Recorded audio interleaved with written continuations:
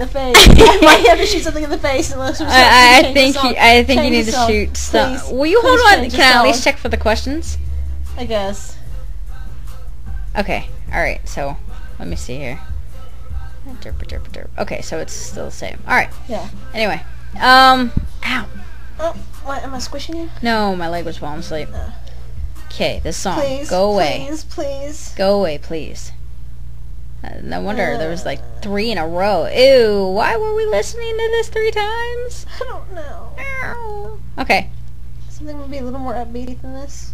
It's fine. Pretty. Fine, jeez, God. I see you don't like Green Day. No, I like Green Day. I just want something a little more upbeat than Green Day right now. Well, there, we'll have Break Your Heart. Anyway, okay, so we've begun recording here. Let me get to the question. All right, now it's up to Death Sock. Again. Sock of Death. I kind of want you to draw Sock like of your death. hand sock Borzois with My this thing. hand sock Borzois going With 725's hat. Oh my God, and the little flaps. I don't know, is it hair? Their ears. Their ears. Oh my God, their ears. You gotta put the ears on there. What did you think of 9 when you first heard about it? And when you first saw it, and what got you into the fandom? Basically, what made you the 9 fans you are today. Hannah has to start this question, because if it wasn't for her, I wouldn't be in it. So she has to start with this one. So I saw the advertisement for 9. I had not been into 3D movies because I was kind of boycotting them because of Disney stopping. In fact, stop right now. What? Get up. I gotta pee. You can take the mic. Sweet. I get to hold the mic For 5 seconds. while I piss. Okay. Well, Anyway, basically, I had seen the advertisement for 9.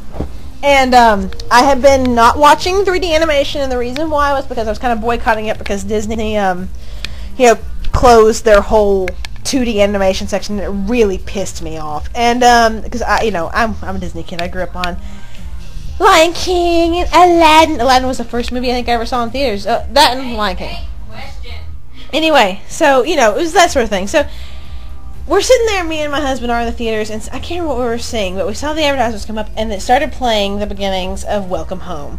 Now, at this point in time, I was playing a lot of Rock Band with the guys, and it was either Rock Band or Guitar Hero. One of the two has Welcome Home on it, and I always loved this song. Rock Band introduced me to a lot of music. So I was really in love with this song, and for them to use it in there really caught my attention. And I was like, oh man, this looks awesome, because, I'm sorry, guys, the trailer, it looks amazing. Yeah, right?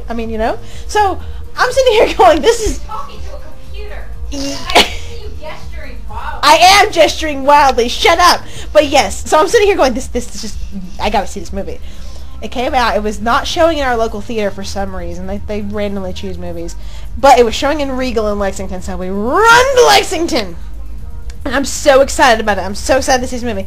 I get in there, I sit down with my husband, we're like right up front, it's like so awesome, it's huge screen, and we're in Regal Cinemas, and the place is already awesome anyway because the chairs are so much better than they are. And then, major disappointment! You thought I was going to say pretty much. I watched the movie, and I can have my seat? No.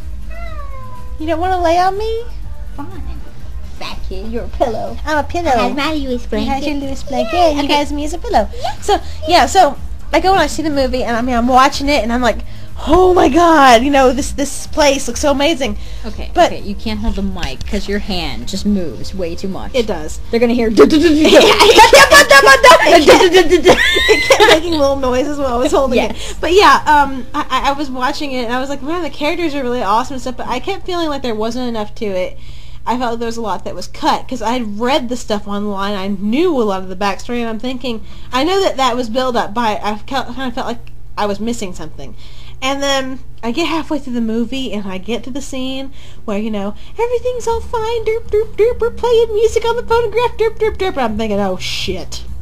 Because, you know those scenes in movies when they play the song and everything's all happy and you just know something is gonna happen. And there goes 5 after the record, and I'm like, fuck, 5, it has to be you, Yeah, I loved 5, I loved 2, and I loved the twins. They'd already killed 2 first, that pissed me off. Then, here's 5, herp, herp, herp, I'm gonna go right after this record, herp, herp, herp. And then Boom. And then it doesn't help that 5 takes the longest to die. He's like screaming for, it seems like 5 to 20 minutes before this thing fucking kills him. And then, you know, the twins are running. I'm thinking they're going to kill the twins next. They're just going to murder the fucking twins next. At the rate they're going, they're going to kill every character I like, and one's going to be left alive.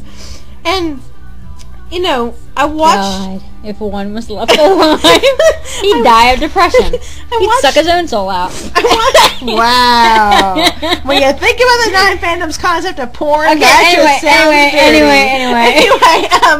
so I watched this movie, and as the credits are rolling, I'm sitting here going, that was really sad, but I'm kind of more sad that I feel the movie is missing things.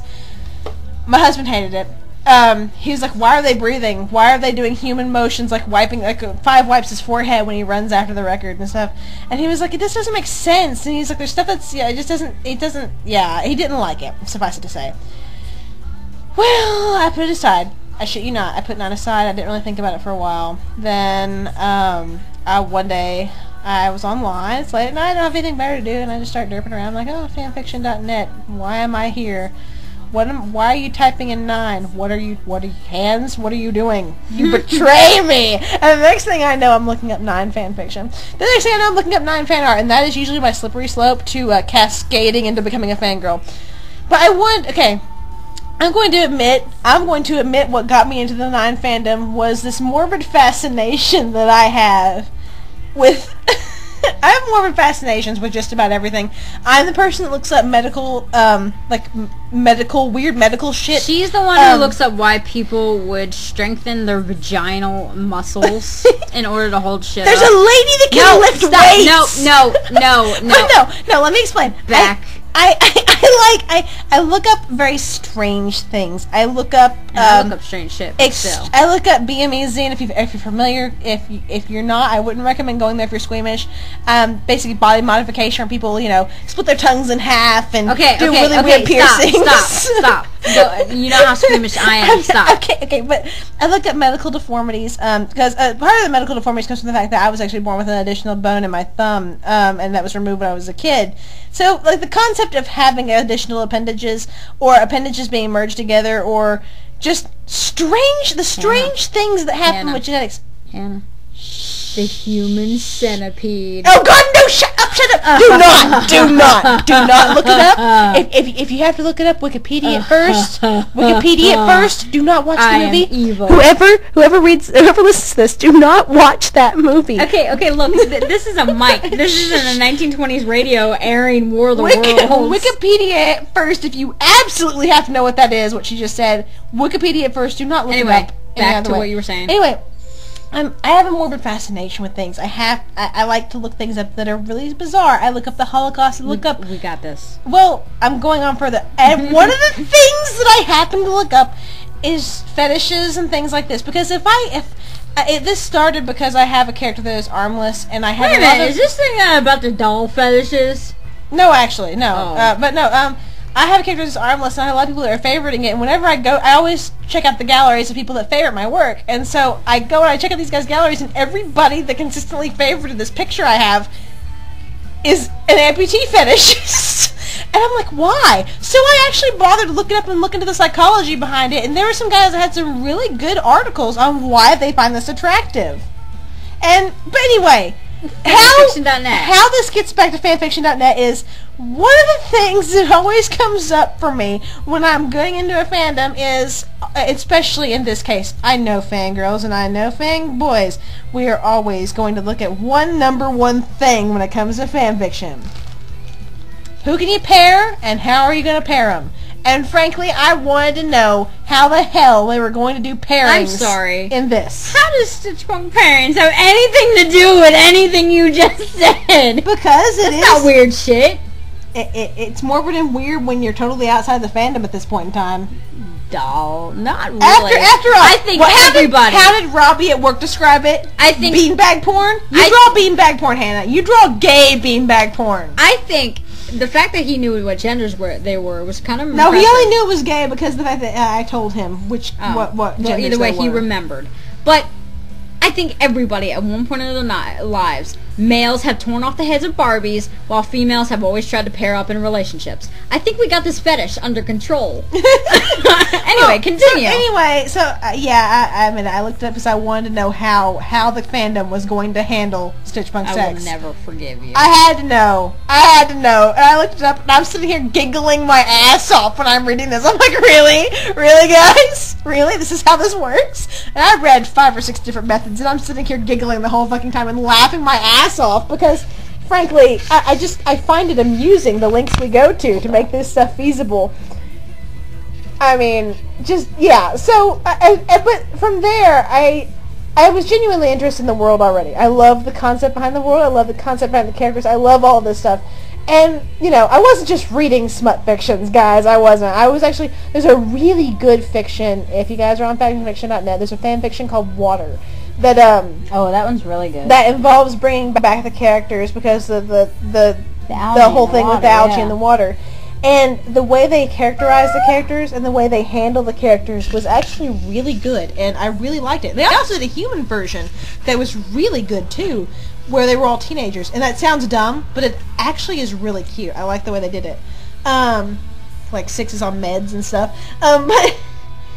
But I started getting, looking into the world and stuff and looking at what people had done with it a little bit, and I, then of course I jumped to the next logical conclusion. I started making fan characters because I was thinking about how a lot of people had a lot of the fandom at this point in time was right after the movie came out. So a lot of people were doing, oh, what if the scientists made more? Oh, what if the scientists had made a prototype? Oh, what if? And I'm not critiquing you guys if you guys have come up with this idea. I just wanted to do something different because that was all that was on the boards at this point in time. So I was like, what if it wasn't the scientist, and what if it was somebody that wasn't even involved necessarily? So being a reader and being somebody that really loves books and stuff in general, I was like, I want it to be a librarian, because I thought it would be kind of neat to have somebody that names them after famous authors instead of numbers, because the number convention, everybody was using it. I just wanted to do something different. And so I went through and I did this. I had my characters derped up, and I didn't think I was ever going to do anything with it. I wrote the first 7 chapters of 3x3, and it was actually some of the best writing I had done in a very, very, very long time. So I felt pretty confident in it, but I figured it was practice, and it was good practice because I felt like I was going somewhere with it. And then I got back in touch with Rattles, and I started pretty much mass spamming her with this because I didn't have anyone else to talk to about it. I thought I could talk to people at work, and they would look at me like I was crazy. And because there's not a lot of fangirls. There's a lot of fanboys that work for different science fiction shows and stuff like that. There's not a lot of fangirls. And obviously my husband... Sorry, I just got high off of Vicks inhalers. You said my name, and I'm like, what is that?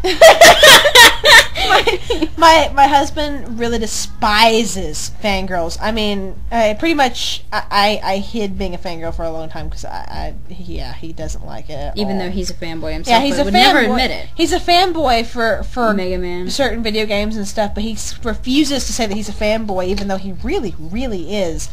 And I mean, when you collect the shirts and you have all the art books, I think you're a fanboy. Figures, yeah. So, for me, this was kind of like, the pot calling the kettle black, and it kind of pissed me off a bit, as I got more into it and stuff. And, so I kind of mass spammed Rattles over it.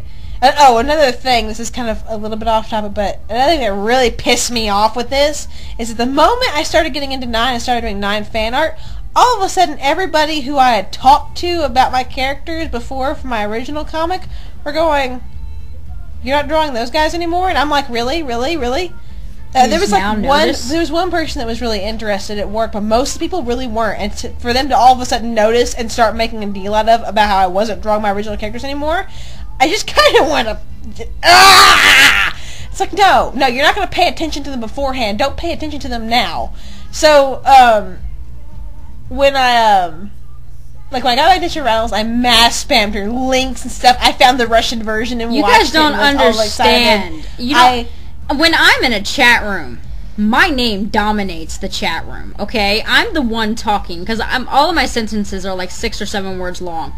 No, I didn't have a say in this shit at all. She just raped my fucking IM screen.